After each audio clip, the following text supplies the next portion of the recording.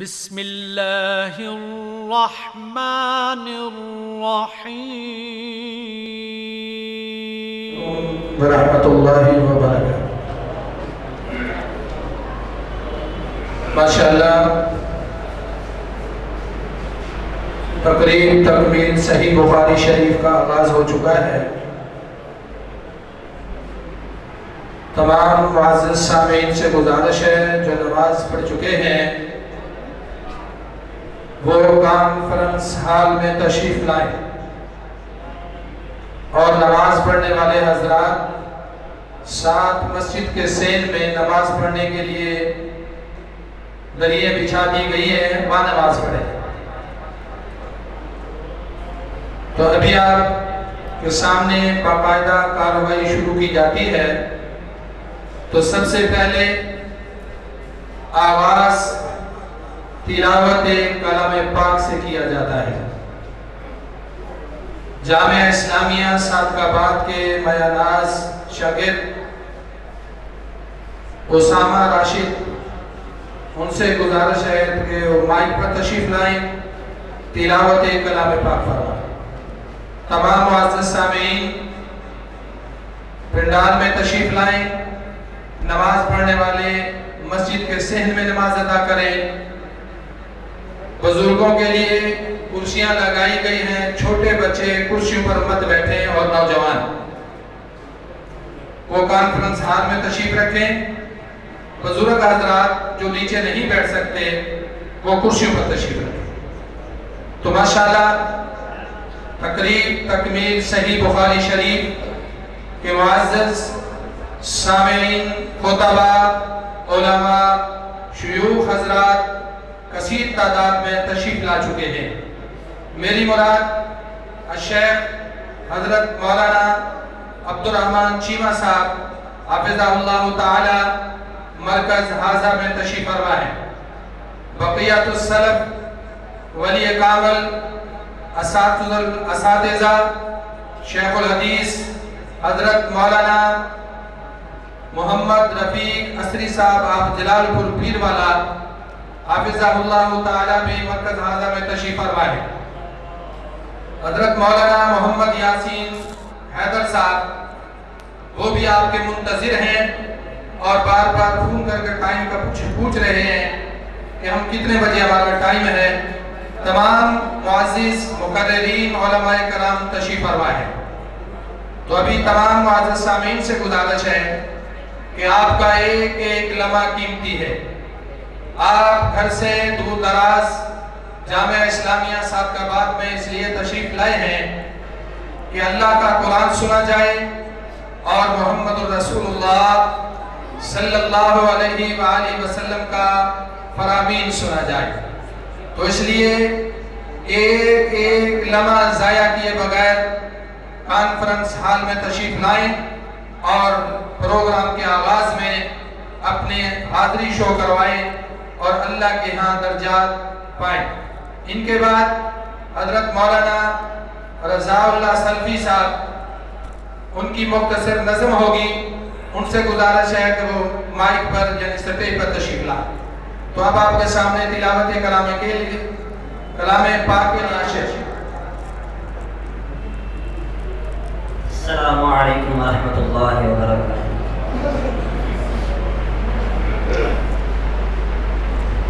اعوذ باللہ من الشیطان الرجیم، بسم اللہ الرحمن الرحیم۔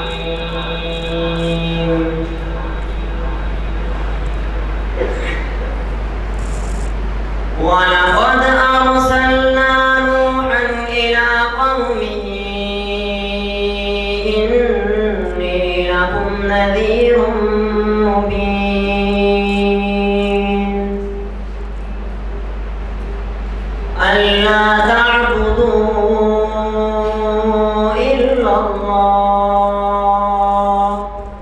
إِنِّي أَخَافُ عَلَيْكُمْ عَذَابَ يَوْمٍ أَلِيمٍ إِنِّي أَخَافُ عَلَيْكُمْ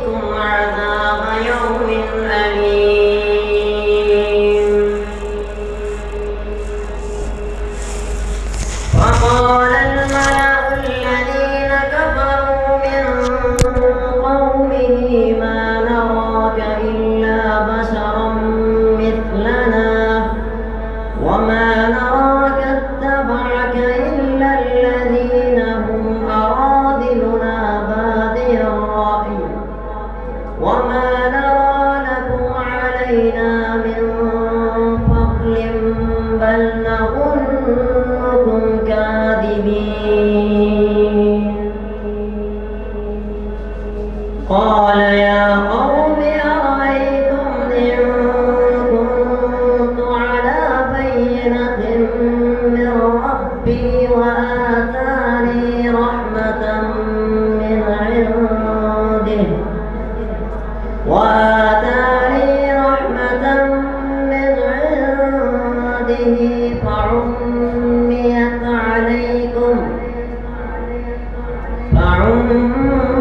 فعميت عليكم ألزمكموها وأنتم لها كارهون ويا قوم لا أسألكم عليه مالا إن أجري إلا على الله وما أنا بطارد الذين آمنوا إنهم ملاقو ربهم ولكني أراكم قوما تجهلون ويا قوم من ينصرني من الله إن طردتهم أفلا تذكرون علماء کرام سے گزارش ہے کہ جو دور دراز سے تشریف لائے ہیں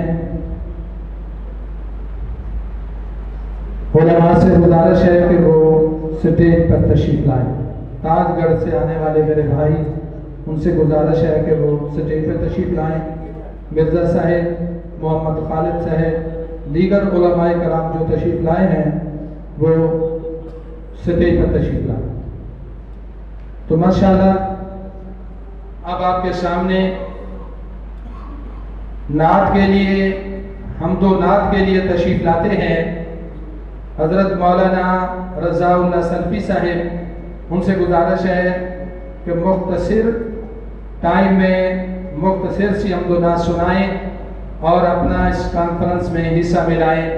مولانا محمد رضا اللہ سلفی صاحب حفظہ اللہ تعالی. السلام علیکم ورحمۃ اللہ. الحمدللہ اللہ کے فضل و کرم سے جامعہ ہزا کا یہ عظیم الشان تکمیل بخاری شریف کا پروگرام تھوڑی سی تاخیر ہوگی. الحمدللہ اسلامیہ کالونی سے ایک باس کا قافلہ روانہ ہوا. کچھ ساتھیوں نے تاخیر کی. بہرحال اللہ سے دعا ہے اللہ تعالیٰ اس پروگرام کو کامیاب فرمائے. یہ کرنا دیدار مدینے والے دا, یہ کرنا دیدار مدینے والے دا, وہ بن جاتا بیدار مدینے والے دا. یہ کرنا دیدار مدینے والے دا, وہ بن جاتا بیدار مدینے والے دا. عرش فرش تے مشرق مغرب جگ سارا, عرش فرش تے مشرق مغرب جگ سارا, ہر پاسے پر چار مدینے والے دا. مدینے والے کون؟ جناب محمد صلی اللہ علیہ وسلم. ہر پاسے پر چار مدینے والے دا, یہ کرنا دیدار مدینے والے دا. بن جاتا بیدار مدینے والے دا امیر غریب دے اے گورا کالا جو بھی ہے امیر غریب دے گورا کالا جو بھی ہے ہر کوئی حبدار مدینے والے دا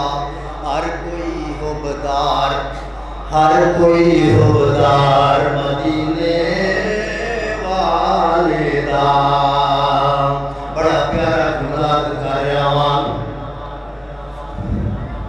صحابہ دا ایمان اللہ نو پسند آیا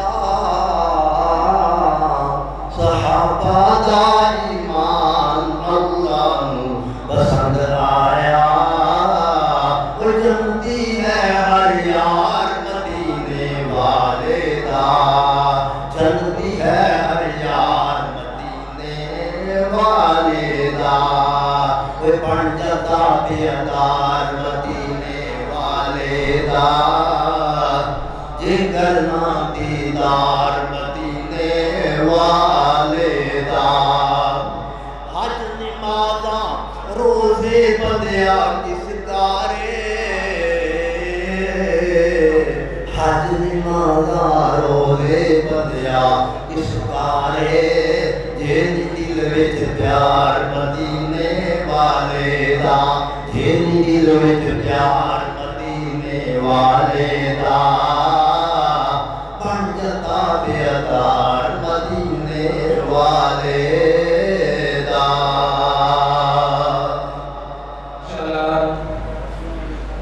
مولانا رضا اللہ سلفی صاحب اب آپ کے سامنے مختصر ٹائم کے لیے تشریف لاتے ہیں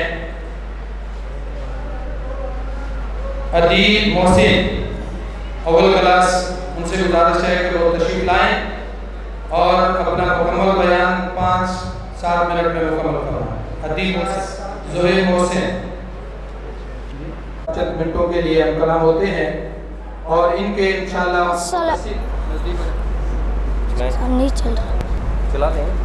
چلیں آپ شروع کریں السلام علیکم ورحمۃ اللہ وبرکاتہ قال اللہ تعالی فی القرآن الکریم سبحان ربک رب العزت عما یصفون وقال اللہ تعالی فی المقام الآخر الحمدللہ رب العالمین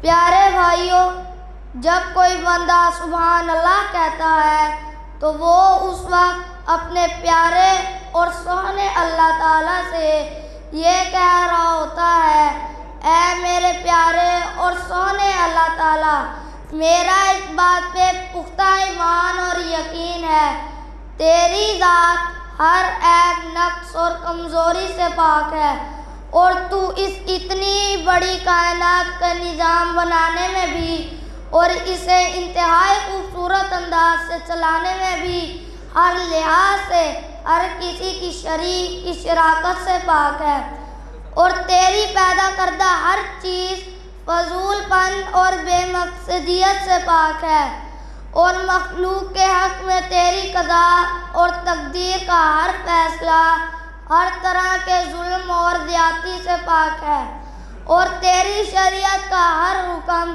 غلطی و وسعت سے پاک ہے اور ساری کائنات تیری محتاج ہے لیکن تو ہر لحاظ سے ہر کسی کی محتاجی سے بے نیاز اور ہر طرح کی ضرورتوں اور حاجتوں سے پاک ہے پیارے بھائیوں، اسی طرح اللہ تعالیٰ کی عظمت کا دوسرا عظیم کلمہ الحمدللہ ہے۔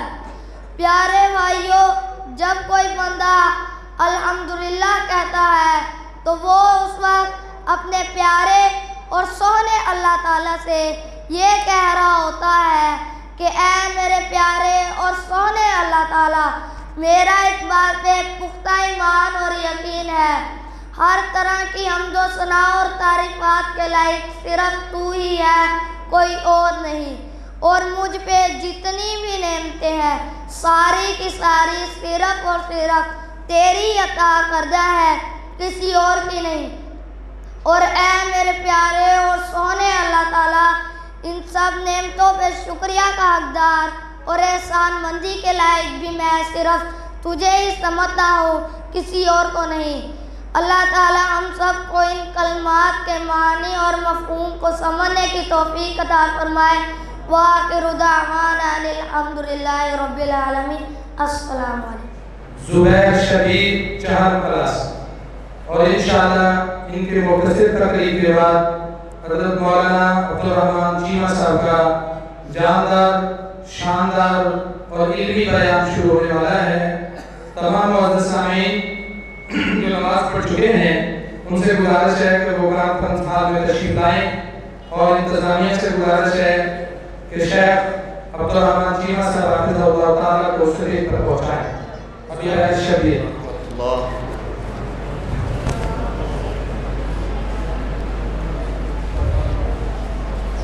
الحمدللہ الحمدللہ رب العالمین والصلاة والسلام على خاتم النبیین اما بعد فاعوذ باللہ من الشیطان الرجیم بسم اللہ الرحمن الرحیم یا ایہا النبی انا ارسلناک يا أيها النبي إنا أرسلناك شاهدا ومبشرا ونذيرا وداعيا إلى الله بإذنه وسراجا منيرا۔ اے نبی، ہم نے آپ کو توحید و سنت کا گواہ بنا کر اور جنت کی خوشخبری سنانے والا اور جہنم کے عذاب سے ڈرانے والا بنا کر بھیجا ہے۔ اللہ رب العزت نے اپنے حکم سے اسی کی طرف دعوت دینے والا اور چمکتا ہوا چراغ بنا کر مبعوث فرمایا ہے۔ اللہ رب العزت کی مختصر حمد و ثنا اور محمد مصطفیٰ صلی اللہ علیہ وسلم پر درود و سلام کے بعد اللہ رب العزت نے آیات کریمہ کے اندر حضرت محمد مصطفیٰ صلی اللہ علیہ وسلم کی 7 صفات کو بیان کیا ہے۔ پہلے نمبر پر فرمایا یا ایھا النبی، نبی ایسے کامل انسان کو کہتے ہیں جس پر اللہ رب العزت کی طرف سے وحی نازل ہو، اسے تبلیغ کا حکم دیا جائے۔ اس حیثیت سے میرے نبی کو اعلیٰ وصف سے پکارا گیا۔ انا ارسلناک، رسول ایسے عظیم انسان کو کہتے ہیں جس پر اللہ رب العزت کی طرف سے وحی نازل ہو اور اسے نئی شریعت نئی کتاب عطا کر کے دین کی تبلیغ کا حکم دیا جائے۔ اس لحاظ سے میرے نبی منصب رسالت پر قائم ہے۔ شاہدن کا معنی ہے امام الانبیاء اللہ تعالیٰ کی توحید، اپنی رسالت، جنت اور جہنم کی صداقت کے حقیقی اور سچے گواہ ہیں۔ وَمُبَشِّرًا، فرما برداروں، اطاعت گزاروں، اللہ تعالیٰ کے پرستار بندوں کو جنت کی خوشخبری سنانے والے کو کہتے ہیں۔ اس اعلان عظیم سے بھی میرے نبی کو نوازا گیا۔ وَنَذِيرًا، نافرمانوں، اطاعت سے منہ موڑنے والوں کو، شرک و بدعت کا ارتکاب کرنے والوں کو، عذاب جہنم سے ڈرانے والوں کو کہتے ہیں۔ یہ ذمہ داری بھی میرے نبی آخر الزمان کو تفویض کی گئی۔ وَدَاعِيًا إِلَى اللَّهِ، اللہ کی طرف بلانے والا، توحید کا سبق پڑھانے والا، شرک و بدعت کے الوہیوں سے پاک کرنے والا، غیر اللہ کے پجاریوں کو ایک الہ کے در پر جھکانے والا بھی بنا کر میرے نبی کو بھیجا گیا۔ وَسِرَاجًا مُنِيرًا، چمکتا ہوا چراغ، لوگوں کے قلوب و اذہان کو نور ایمان سے منور کرنے والا بھی بنا کر میرے نبی کو بھیجا گیا۔ آج کا میرا موضوع داعیًا الی اللہ، اللہ کی طرف بلانے والا ہے۔ حضرات محترم، اللہ تعالیٰ کی دین کی دعوت اور تبلیغ کا کام بڑا پرخطر، خاصا مشکل اور بہت دشوار ہے۔ یہ کام کرنے والے کو گالیاں سننا پڑتی ہیں، ماریں کھانا پڑتی ہیں، بے آرام ہونا پڑتا ہے، بھوکا پیاسا اور پیٹ پر پتھر باندھنا پڑتے ہیں، سے اعتراضات کا سامنا کرنا پڑتا ہے، اس پر الزام تراشیاں کی جاتی ہیں، لیکن داعی کے لیے حکم کیا ہے کہ لوگ اپنا کام کرتے جائیں، تم اپنا کام کرتے جاؤ، لوگ گالیاں دیں تم قرآن سناؤ، لوگ مذاق اڑائیں تم حدیث سناؤ، لوگ تمہیں تکلیفیں دیں تم صبر کرو، لوگ الزامات لگائیں تم آیات کی تلاوت کرو، لوگ پتھر مارے تم دعائیں دو۔ یاد رکھو ادعو الی سبیل ربک بالحکمۃ والموعظۃ الحسنۃ وجادلھم باللتی ہی احسن، کہ لوگوں کو اپنے رب کے راستے کی طرف حکمت اور اچھی نصیحت کے ساتھ بلائیے اور ان کے ساتھ بہترین طریقے سے گفتگو کیجیے، یعنی حکمت کے ساتھ بات کیجیے، بہترین لب و لہجہ اختیار کیجیے۔ حضرات محترم، میرے اللہ نے اس آیت کے اندر اس امر کی وضاحت کر دی کہ اسلام کے مبلغ اور دین کے داعی کے لیے ضروری ہے کہ وہ لوگوں کا رب کے راستے کی طرف بلائے، اپنے راستے کی طرف نہ بلائے، کسی اپنے استاد کے راستے کی طرف نہ بلائے، اپنے امام کے راستے کی طرف نہ بلائے، اپنے مقتدی کے راستے کی طرف نہ بلائے، کسی فقیہ کے راستے کی طرف نہ بلائے،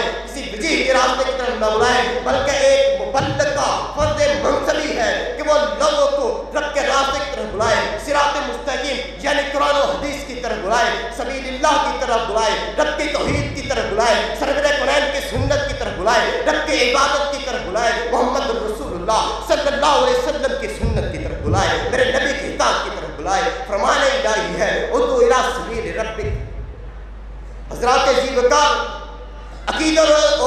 عقیدے کی بات کو بھی ذرا ذہن نشین فرما لیجئے کہ رب کا راستہ قرآن و حدیث کا راستہ ہے، فرمان خدا اور فرمان مصطفیٰ کا راستہ ہے، عرش والے کی عبادت اور مدینے والے کی اطاعت کا راستہ ہے۔ جو شخص اس صراط مستقیم اور راہ قویم کو چھوڑ کر کوئی اور راستہ اپنائے گا یا اس راستے کی طرف بلائے گا، یاد رکھیے وہ راستہ کفر کا راستہ تو ہو سکتا ہے، اسلام کا راستہ نہیں ہو سکتا، شرک کا راستہ تو ہو سکتا ہے، توحید کا راستہ نہیں ہو سکتا، نفاق کا راستہ تو ہو سکتا ہے، ایمان کا راستہ نہیں ہو سکتا، نافرمانی کا راستہ تو ہو سکتا ہے، فرمانبرداری کا راستہ نہیں ہو سکتا، نافرمانی کا راستہ ہو سکتا ہے، فرمانبرداری کا راستہ نہیں ہو سکتا، جہنم کا راستہ ہو سکتا ہے، جنت کا راستہ نہیں ہو سکتا، گناہ کا راستہ ہو سکتا ہے، ثواب کا راستہ نہیں ہو سکتا، بدعت کا راستہ ہو سکتا ہے، سنت کا راستہ نہیں ہو سکتا۔ رب کعبہ کی قسم، قرآن و حدیث کے علاوہ ہر راستہ شیطان کا راستہ تو ہو سکتا ہے، رحمان کا راستہ نہیں ہو سکتا۔ رب نے فرمایا ادعو الی سبیل ربک، کہ لوگوں کو اپنے رب کے راستے کی طرف بلائیے۔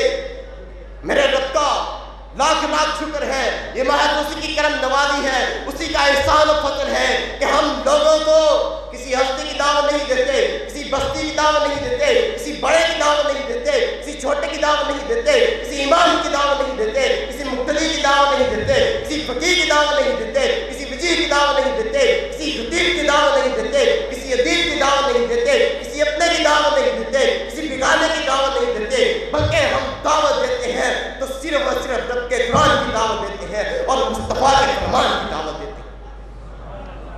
ہم بربلا کہتے ہیں، العلام کہتے ہیں، بلا خوف کہتے ہیں، برسردار کہتے ہیں، بار بار کہتے ہیں کہ قرآن و حدیث صراط مستقیم ہے، قرآن و حدیث نجات کی راہ ہے، قرآن و حدیث سبیل رسول ہے، یہی قرآن و حدیث نجات کی راہ ہے، یہی سبیل رسول ہے اور یہی راہ رب کو قبول ہے۔ قرآن و سنت کی راہ پر تو چلا چل بے دھڑک، قرآن و سنت کی راہ پر تو چلا چل بے دھڑک، جنت الفردوس کو جاتی ہے سیدھی یہ راہ۔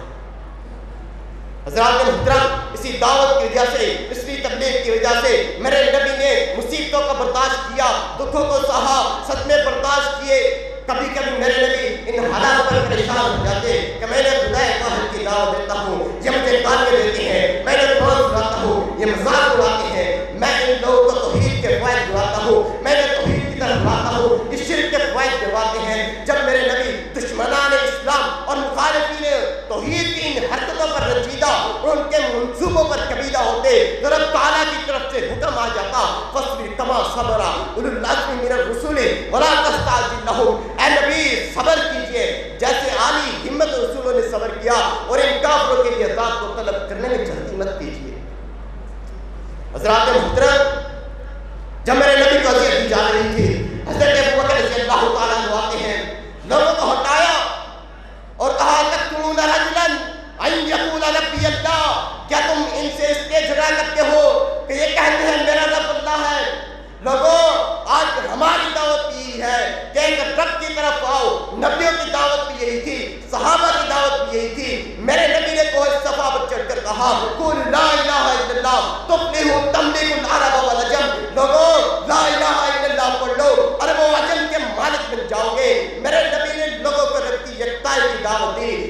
وحدانیت کی دعوت دی، لا الہ الا اللہ کی دعوت دی، توحید کی طرف بلایا۔ میرے نبی نے غیر اللہ کی عبادت سے رخ موڑنے اور ایک اللہ کے ساتھ تعلق جوڑنے کی تلقین کی۔ تو حضرات آئیے آج میں اور آپ اسی دعوت کو لے کر نکلے، اپنی ذات سے شروع کریں، اپنے کاروبار سے شروع کریں، اپنے گھر بار سے شروع کیجئے، اپنے سکنیات سے شروع کیجئے، کوچہ بازار سے شروع کیجئے، ہر چیز کے اندر سنت نبوی کو لازم پکڑیے اور دنیا والوں کو یہ بتلا دیجئے کہ یہ سوچ کر نکلے ہیں میدان عمل میں کہ تقدیر کو وابستہ تنویر کریں گے، افکار کے کچھ نئے جیب چلا کر ہر ذہن کو وابستہ تنویر کریں گے۔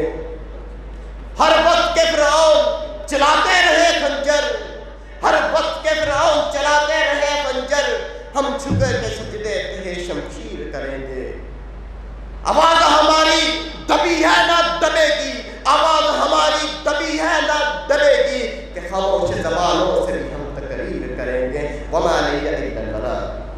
بچوں نے بھی بے شمار کتابیں لکھی۔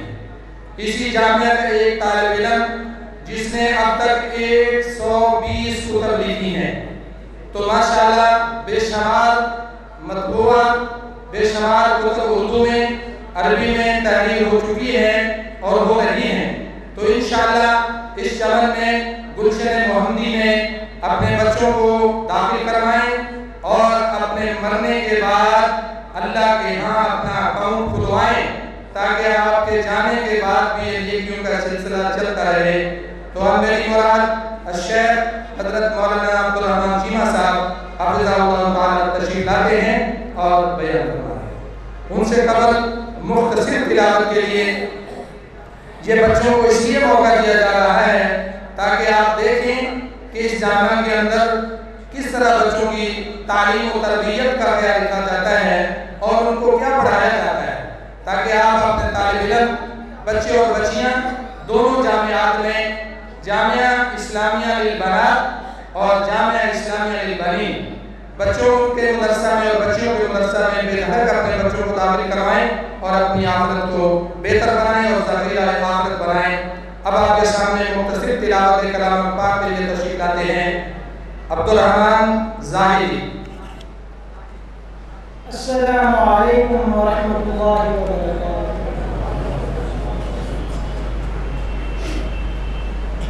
اعوذ باللہ من الشیطان الرجیم، بسم اللہ الرحمن الرحیم۔ الرحمن علم القرآن، خلق الإنسان علمه البيان، الشمس والقمر بحسبان، والنجم والشجر يسجدان، والسماء رفعها ووضع الميزان، ألا تطغوا في الميزان، وأقيموا الوزن بالقسط ولا تخسروا الميزان، والأرض وضعها للأنام، فيها فاكهة والنخل ذات الأكمام، والحب ذو العصف والريحان، فبأي آلاء ربكما تكذبان، خلق الإنسان من صلصال كالفخار، وخلق الجان من مارج من نار، فبأي آلاء ربكما تكذبان، رب المشرقين ورب المغربين، فبأي آلاء ربكما تكذبان، مرج البحرين يلتقيان،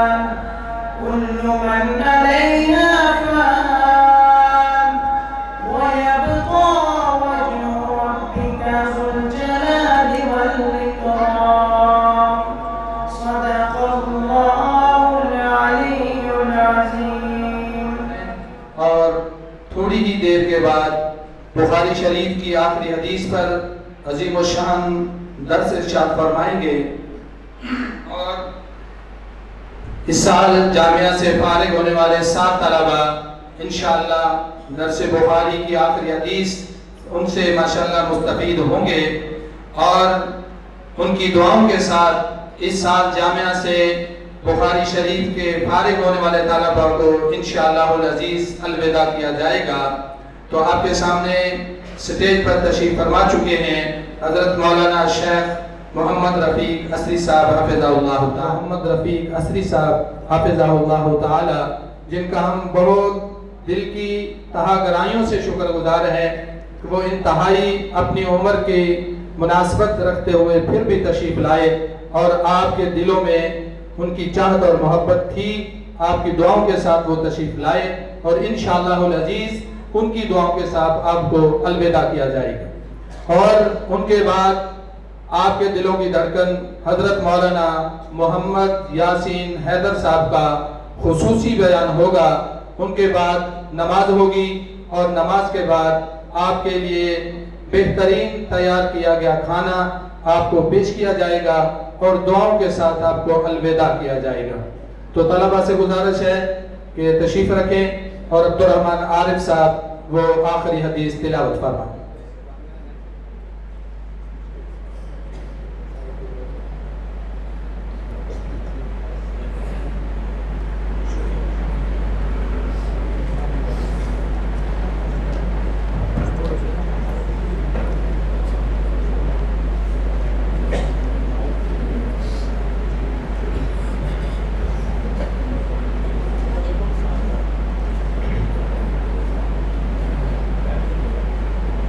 السلام علیکم ورحمۃ اللہ وبرکاتہ۔ الحمد للانبیاء والمرسلین، اما بعد فاعوذ باللہ من الشیطان الرجیم، بسم اللہ الرحمن الرحیم۔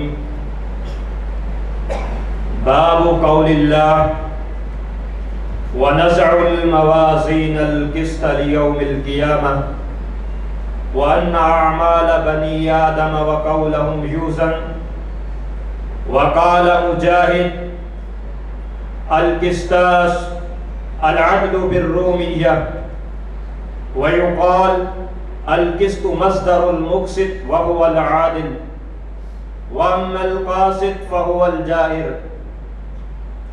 قال سید الفقہاء وامیر المؤمنین فی الحدیث ابو عبداللہ محمد بن اسماعیل البخاری رحمہ اللہ تعالی۔ حدثنا احمد بن اشکاب قال حدثنا محمد بن فضیل عن عمارة بن القعقاع عن ابی زرع عن نبی حریرہ رضی اللہ تعالی عنہ قال قال النبی صلی اللہ علیہ وسلم کلمتان حبیبتان الی الرحمن خفیفتان علی اللسان ثقیلتان فی المیزان سبحان اللہ وبحمدہ سبحان اللہ العظیم۔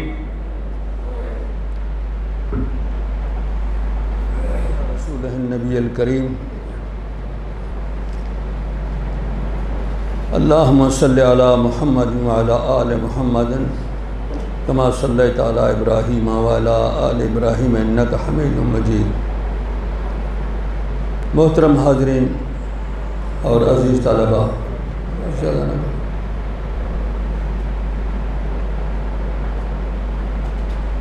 یہ عظیم کتاب جس کا آخری باب عزیز نے پڑھا ہے، اس عظیم کتاب کے حوالے سے پوری امت کے علماء، ان میں فقہاء اور محدثین سب آ جاتے ہیں۔ اتفاق ہے کہ یہ اللہ کی کتاب قرآن مقدس کے بعد اصح الکتب ہے، سب سے زیادہ صحیح کتاب۔ لیکن کچھ لوگ اس وقت ایسے بھی دنیا میں پیدا ہو گئے ہیں جو اسے اصح تو دور کی بات صحیح بھی نہیں کہتے، صرف اس عظیم کتاب کو ہی نہیں بلکہ مکمل سیاستہ کے حوالے سے ان کی بات یہی ہے۔ ان کا شبہ یہ ہے، اولاً وہ کہتے ہیں کہ رسول اکرم صلی اللہ علیہ وسلم نے اپنی احادیث لکھنے سے منع کر دیا تھا، اور اسی بنیاد پہ آپ صلی اللہ علیہ وسلم کی احادیث نہیں لکھی گئیں۔ سیاست والے تیسری صدی کے بزرگ ہیں، تو 200 سال کا درمیان میں وقفہ ہے۔ حفظاً جو چیز ایک دوسرے سے منتقل ہوتی آئی ان کے پاس پہنچی، اس کے حوالے سے کیسے یقین کیا جا سکتا ہے کہ وہ واقعی رسول اکرم صلی اللہ علیہ وسلم کی فرمودہ ہے؟ یہ ان کا بہت بڑا شبہ۔ میں اولاً تو اس شبہ کے ازالے کے لیے کچھ باتیں آپ کے سامنے بیان کرنی چاہتا ہوں، اس کے بعد اس عظیم باب کے حوالے سے گفتگو ہوگی انشاءاللہ۔ رسول اکرم صلی اللہ علیہ وسلم نے ایک ارشاد فرمایا تھا کہ قرآن کے علاوہ نہ لکھو۔ یہ سیدنا ابو سعید خدری کی روایت ہے صحیح مسلم میں۔ اس کو ان لوگوں نے بنیاد بنایا ہے، یہ منکرین حدیث سے ہیں یا مستشرقین سے متاثر ہیں، ان کا کہنا یہ ہے، عام امت کی بات میں نہیں کر رہا، چونکہ ایک شبہ پھیلا دیا گیا ہے لہذا اس شبہ کا ازالہ ضروری ہے۔ سیدنا ابو سعید خدری کو فرماتے ہیں کہ رسول اکرم صلی اللہ علیہ وسلم نے فرمایا کہ قرآن کے علاوہ نہ لکھو۔ اصل بات یہ تھی کہ رسول اکرم صلی اللہ علیہ وسلم پہ جو وحی قرآن کی صورت میں نازل ہوتی، کسی کاتب کو جو آپ کے قریب موجود ہوتا اسے بلا کے لکھوا دیتے تھے۔ ایک کثیر تعداد ہے صحابہ کرام کی جن سے آپ نے قرآن مقدس لکھوایا۔ تو قرآن مقدس کی تحریر تو خود رسول اکرم صلی اللہ علیہ وسلم نے کرا دی اور لوگوں کو حفظ بھی کرایا اور پھر اس کے مطابق عمل بھی کیا۔ کچھ لوگوں نے جب رسول اکرم صلی اللہ علیہ وسلم کی تحریر کردہ یا یاد کرائی ہوئی آیت وہ پڑھتے، پھر دیکھتے رسول اکرم صلی اللہ علیہ وسلم نے اس طریقے سے اس پہ عمل کیا ہے، وہ دونوں باتیں لکھ لیتے، قرآن مقدس کی آیت بھی لکھ لیتے اور آپ صلی اللہ علیہ وسلم کا تعامل وہ بھی لکھ لیتے۔ اس پر رسول اکرم صلی اللہ علیہ وسلم فرمایا قرآن کے علاوہ نہ لکھو۔ کلی طور پہ منع نہیں فرمایا تھا، آپ صلی اللہ علیہ وسلم کے فرامین اور آپ کا طرز عمل وہ اس کو واضح کرتا ہے۔ یعنی آپ صلی اللہ علیہ وسلم نے جو اس موقع پہ ارشاد فرمایا قرآن کے ساتھ نہ لکھو، کیونکہ اس سے اختلاط کا اندیشہ ہوگا، امتیاز کرنا مشکل ہو جائے گا کہ قرآن مطلوب کون سا ہے اور اس کی تفسیر اور تبیین وہ کون سی ہے۔ صحابہ کرام رضوان اللہ علیہم اجمعین نے آپ کے اس حکم کی تعمیل کی، قرآن مقدس کو الگ جگہوں پہ لکھا اور احادیث مبارکہ کو دوسرے مقامات پہ الگ لکھا، اکٹھے نہ لکھا ایک جگہ۔ اس کی دلیل یہ ہے کہ سیدنا عبداللہ ابن عمرو ابن العاص ایک دن حاضر ہوتے ہیں، یا رسول اللہ میں آپ کی باتیں لکھتا ہوں، فرمائیے کہ میں آپ کی ہر بات لکھ لوں یا آپ سے پوچھ کے لکھوں؟ آپ نے فرمایا ہر بات لکھ لو کہ میرے منہ سے حق کے سوائے کوئی بات نہیں نکلتی۔ لا یخرج من ھذا الفم الا الحق، میری ہر بات تم لکھ سکتے ہو۔ چنانچہ وہ ان کا معمول تھا کہ وہ آپ کی ہر بات لکھتے تھے۔ رسول اکرم صلی اللہ علیہ وسلم نے ایک خطبہ ارشاد فرمایا، اس خطبے میں آپ نے انسانی بنیادی حقوق کا تذکرہ کیا اور بڑی تفصیل سے انسانوں کو ہدایات ارشاد فرمائیں۔ یمن کا ایک سمجھدار ابو شاہ اٹھ کھڑا ہوا، یا رسول اللہ صلی اللہ علیہ وسلم، یہ جو آپ نے ارشادات فرمائے ہیں مجھے لکھوا دیں۔ آپ نے حکم دیا اکتبوا لابی شاہ، ابو شاہ کو میرا سارا خطبہ لکھ کے دے دو۔ یہاں خود رسول اکرم صلی اللہ علیہ وسلم اپنی حدیث کو لکھوا دیا۔ سیدنا علی رضی اللہ تعالیٰ عنہ سے پوچھتا ہے ایک آدمی، اور کئی مواقع پہ ان سے یہ بات پوچھی گئی کہ تمہارے پاس اللہ کی کتاب کے علاوہ بھی کوئی چیز ہے؟ انہوں نے فرمایا ایک تو اللہ کی کتاب ہمارے پاس ہے، ایک وہ فہم جو قرآن مقدس کا ہمیں حاصل ہے وہ ہے، دوسرا وما فی ھذہ الصحیفہ، میرے اس صحیفے میں جو ہے یہ بھی ہمارے پاس ہے۔ تو اس کا یہ پتہ چلا سیدنا علی رضی اللہ تعالیٰ عنہ نے بھی ایک صحیفہ بنا رکھا تھا، اس میں انہوں نے عرض کی کیا مسائل ہیں؟ بتایا کہ اس میں جنایات کے مسائل ہیں، لڑائیوں کے حوالے سے بنیادی چیزیں ارشاد ہیں، کفار کے ساتھ تعلقات کے حوالے سے، جرائم کے حوالے سے، حدود کے حوالے سے، یہ ساری باتیں میں نے لکھ رکھی ہیں رسول اکرم صلی اللہ علیہ وسلم کی۔ مدتوں یہ صحیفہ مسلمانوں میں رہا، اور رسول اکرم صلی اللہ علیہ وسلم اپنے ارشادات گرامی مختلف اوقات میں لکھوا کے بحر بھی بھیجتے رہے۔ تو یہ سارے حقائق واضح کرتے ہیں کہ آپ صلی اللہ علیہ وسلم کی احادیث کو لکھنا ممنوع نہیں تھا۔ صحابہ کرام نے اس کو مزید آگے بڑھایا۔ دیکھیے کسی چیز کے حفظ کے فطری طریقے کئی ہو سکتے ہیں، ایک تو یہ ہے کہ اسے لکھ لیا جائے، ایک یہ ہے کہ اسے حفظ کیا جائے، اور ایک یہ ہے کہ اس پر عمل کیا جائے۔ یہ تینوں باتیں دستیاب تھیں رسول اکرم صلی اللہ علیہ وسلم کی احادیث کے حوالے سے۔ صحابہ کرام نے آپ کی احادیث کو لکھا، بہت سے صحابہ کرام نے اپنی اپنی یادداشتوں کی صورت میں ان کے پاس چھوٹے چھوٹے ذخائر، چھوٹے چھوٹے صحیفے موجود تھے، پھر اس پر عمل بھی کرتے تھے اور اسے حفظ بھی کرتے تھے۔ حفظ کے لیے میں ایک دو مثالیں آپ کو دے دوں۔ سیدنا ابو ہریرہ رضی اللہ تعالیٰ عنہ ایک دن آپ صلی اللہ علیہ وسلم کے ارشادات عالیہ کے حوالے سے عرض کرنے لگے، یا رسول اللہ آپ جو فرماتے ہیں میری کوشش یہ ہوتی ہے کہ میں انہیں حفظ کروں، یاد رکھوں، مجھے بھولیں نہ، لیکن میں انسان ہوں، بعض باتیں مجھے بھول جاتی ہیں۔ آپ نے فرمایا ابو ہریرہ یوں کرو، اپنی چادر بچھا لو۔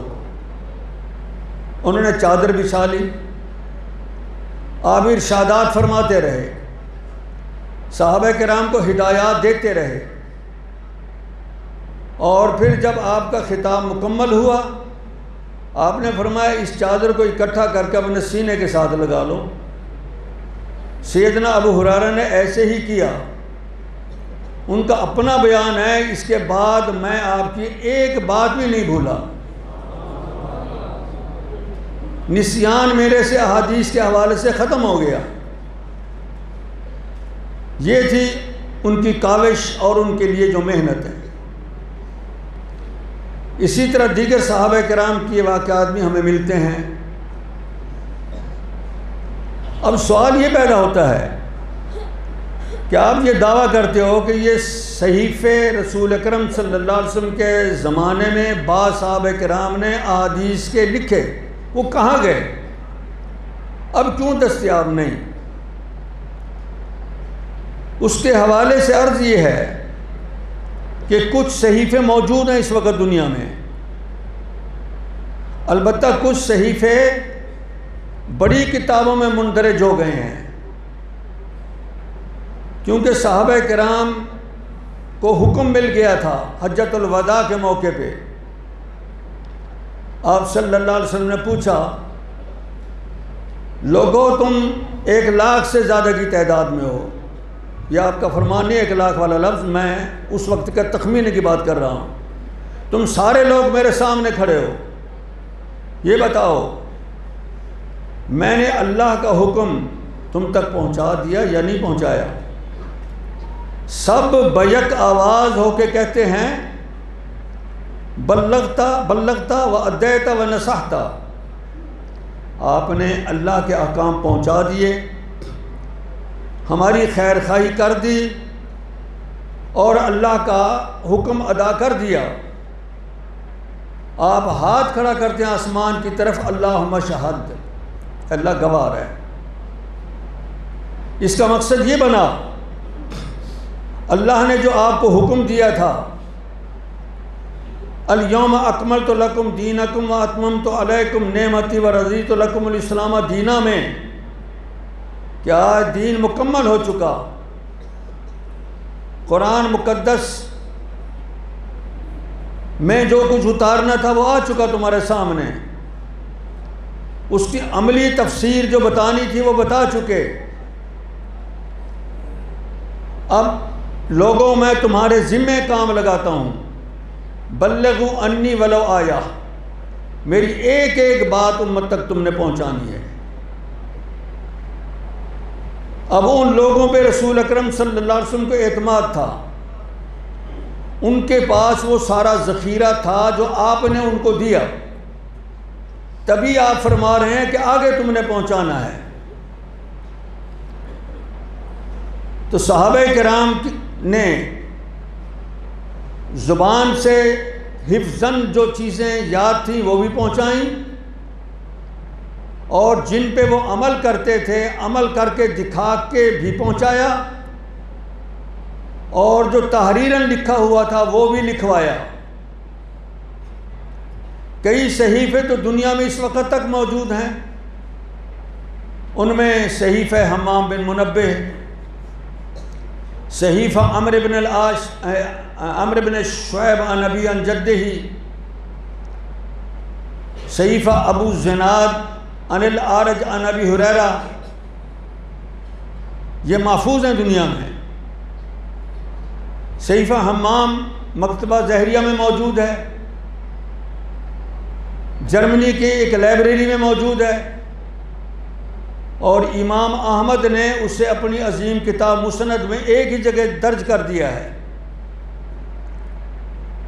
اسی طرح ابو زناد عن الاعرج عن ابی ہریرہ کا صحیفہ، یہ بھی امام احمد نے اس کا خاصا حصہ نقل کر دیا ہے، اور امام بخاری تو اپنی اس عظیم کتاب میں دونوں صحیفوں کی روایتیں مختلف ابواب میں پھیلا دی ہیں، اور واضح اشارہ دیا ہے کہ میں ایک کتاب سے نقل کر رہا ہوں۔ مثلا ابو زناد کے صحیفے کو، جسے شعیب روایت کرتا ہے، سلیمان بھی روایت کرتا ہے، امام مالک بھی روایت کرتے ہیں، ان کی روایات صحیح بخاری میں موجود ہیں۔ غالباً 2 جگہ انہوں نے یہ طریقہ اپنایا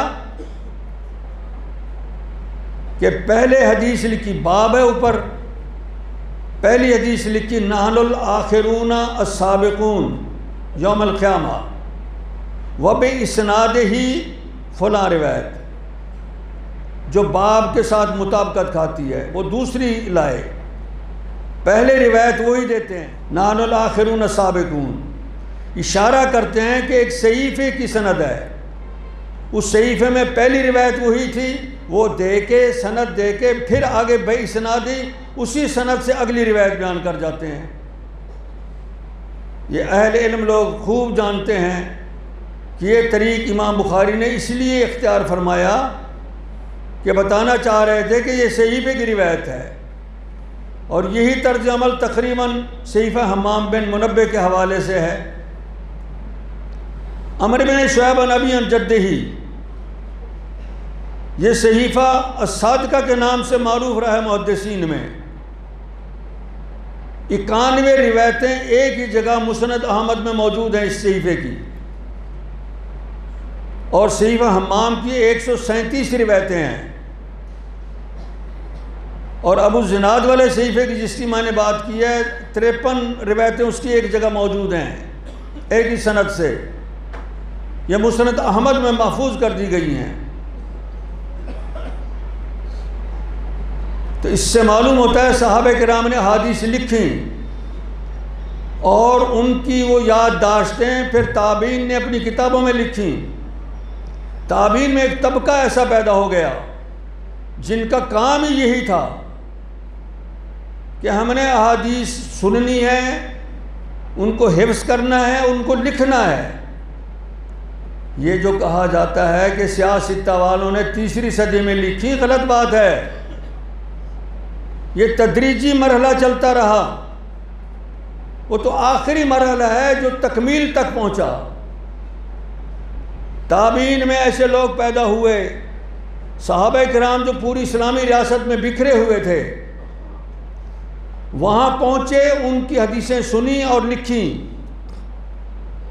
بڑے بڑے ذخائر ان کے پاس جمع ہو گئے، ایک ایک تابعی بزرگ کے پاس۔ ادھر سرکاری طور پہ سیدنا عمر بن عبدالعزیز نے ایک چٹھی جاری کی اپنے عمال کو۔ یہ پہلی صدی کی بات ہے، دوسری صدی ابھی شروع نہیں ہوئی۔ صحابہ کرام کی کثیر تعداد موجود تھی اس وقت۔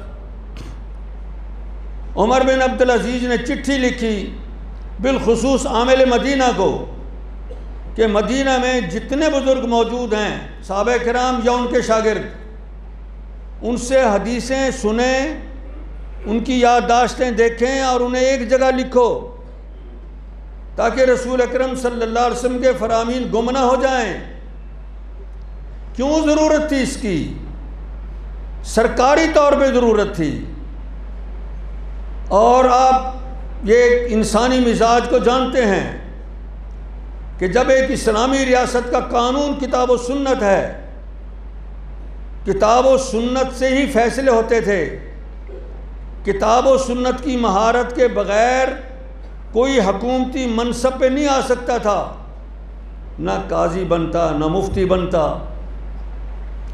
نہ پولیس کا افیسر بن سکتا، نہ فوج کا افیسر بن سکتا، اور نہ ہی بازار میں تجارت کر سکتا۔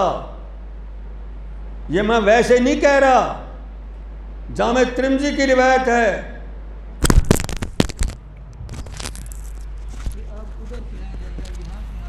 سیدنا عمر رضی اللہ عنہ